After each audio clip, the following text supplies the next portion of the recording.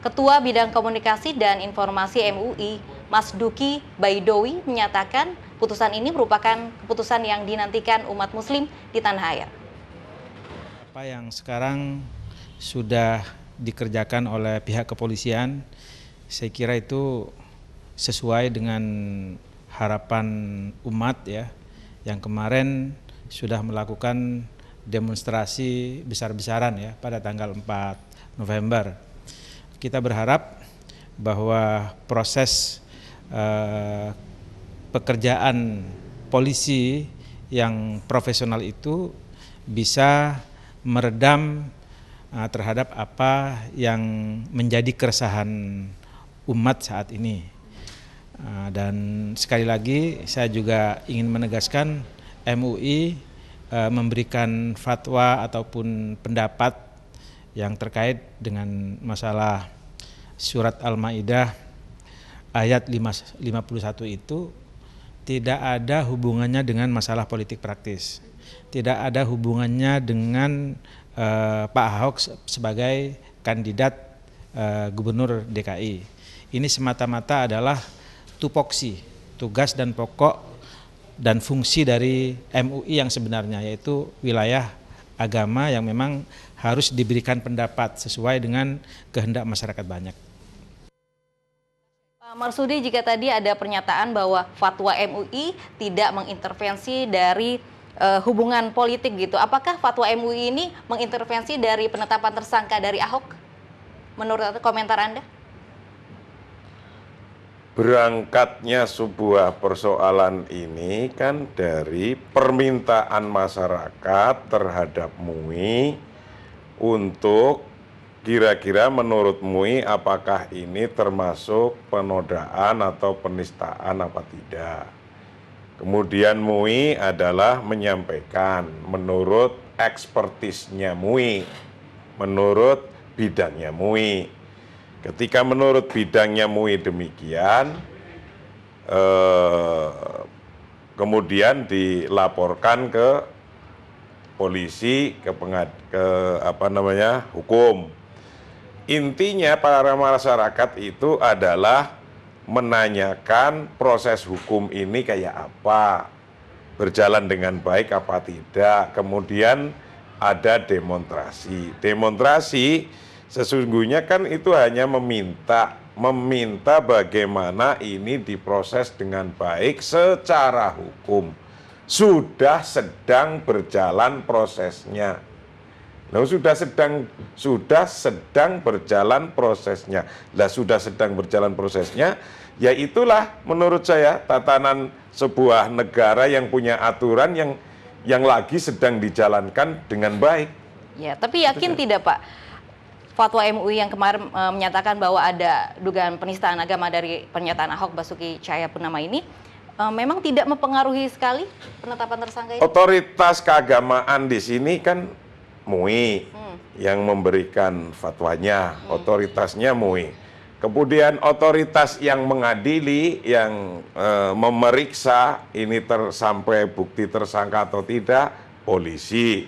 Sekarang sudah sampai ke titik tersangka. Ya nanti ke depan saya belum tahu persoalan seterusnya itu. Yang saya tahu hari ini baru sampai tersangka menurut polisi. Ke depan belum tahu.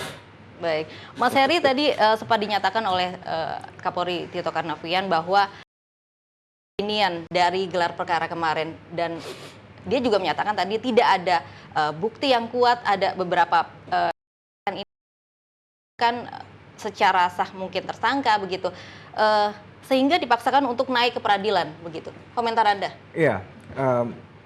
Karena kaitan 156A ini adalah disiplin ilmu hukum pidana, maka saya mencermati yang begini. Sekarang hukum pidana sudah menjadi tren untuk digunakan sebagai penekan, dalam tanda petik tadi ya. Bahkan ada semboyan, there is no one problem that can be solved on the earth by legislation. Jadi seakan-akan semua permasalahan itu akan bisa diselesaikan lewat jalur legislasi. Maka bicara tentang hukum tadi. Dalam konteks tadi pertanyaan Mbak Lovi adanya dissenting opinion, perbedaan pendapat itu menurut saya sah-sah saja. Karena ketika kita bicara tentang suatu disiplin ilmu, maka kita akan bicara pada teorinya, akar teorinya apa. Yang menjadi persoalan adalah ketika tadi teori tadi tidak dibangun dengan hal yang baik, dengan logika-logika yang baik.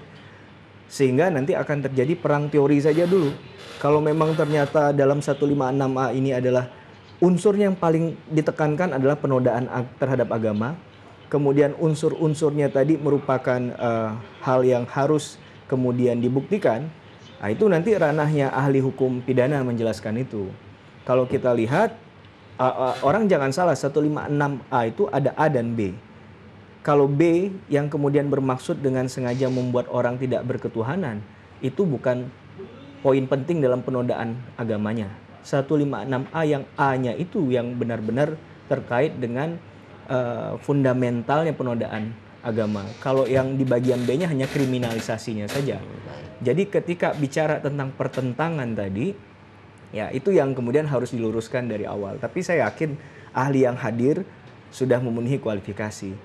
Mungkin yang perlu adalah diluruskan niatnya mungkin. Baik. Ketika Tapi Mas Heri, kalau tentang belum ada keputusan yang bulat begitu kemarin gelar perkara kemarin, apakah memang bisa seseorang bisa dinyatakan sebagai tersangka dalam aturan hukumnya?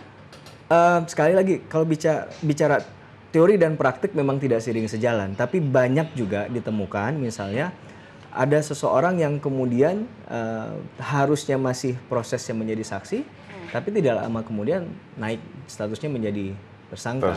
Nah, tanpa proses sebelumnya yang harus dilalui misalnya. Jadi seakan-akan nanti kalau saya berbicara lebih keras terhadap hal itu seakan-akan nanti menasbihkan bahwa memang ada persoalan. Persoalan ada, itu harus kita perbaiki persoalan hukum dalam konteks menegakkan hukumnya tadi.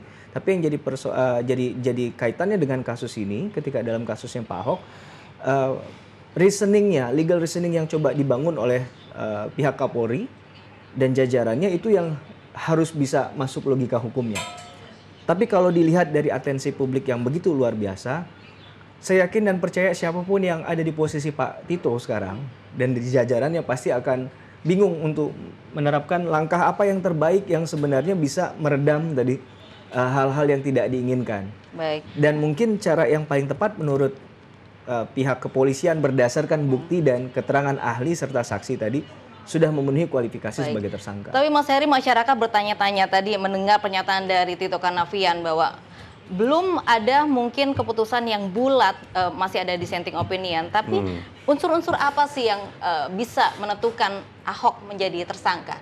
Iya, menurut saya agak menyesalkan keterangan yang diberikan oleh Pak Kapolri ya, bahwa menurut saya tidak perlu terlalu jauh untuk menyampaikan poin itu ke muka publik. Kita sudah yakin dan percaya ini akan diselesaikan secara profesional. Pada titik itu saja kita berhenti. Jangan sampai ditambah-tambahi lagi, maka ini akan menjadi bumerang nanti buat Pak Tito dan kawan-kawan gitu. Yang saya khawatirkan malah di poin itu. Karena dengan demikian membuka peluang celah hukum loopholes yang lain untuk melihat dari perspektif yang lain lagi gitu. Dalam hal pertanyaan Mbak Luffy tadi terkait dengan unsur-unsur apa saja yang perlu dikemukakan. Di situ dilihat bahwa bicara tentang 156A masuk dalam ketertiban umum. Maka poinnya adalah terganggunya ketentraman, kerukunan beragama atau ketertiban umum tadi.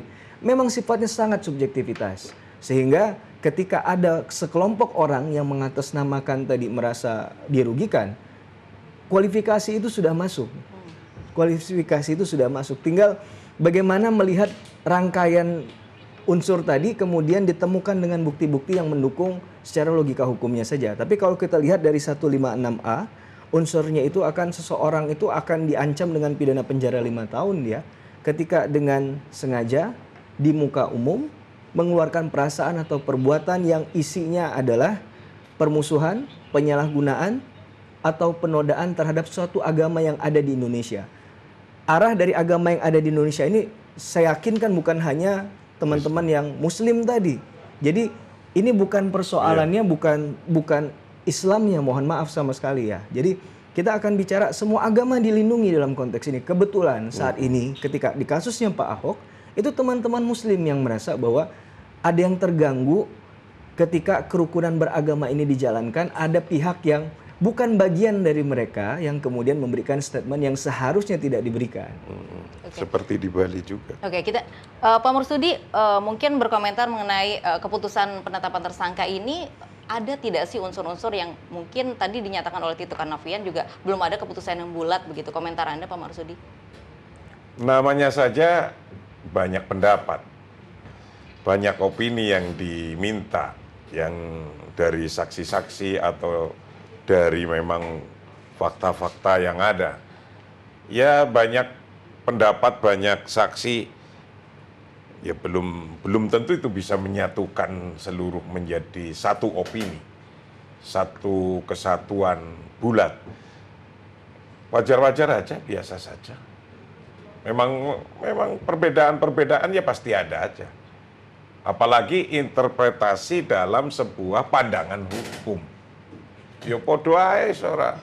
Ono sing ini seperti ikut A semua, ada yang B sedikit, ada yang A plus sedikit, kan gitulah. Iya, bukan hal yang musuh, bukan hal yang menyalahi Ya, hukum enggak, juga begitu Mas Heri? biasa-biasa Oke, aja Pak Marsudi, begitu. kita akan melanjutkan perbincangan kita. Breaking news masih akan kembali usai jeda berikut ini. Tetaplah bersama kami.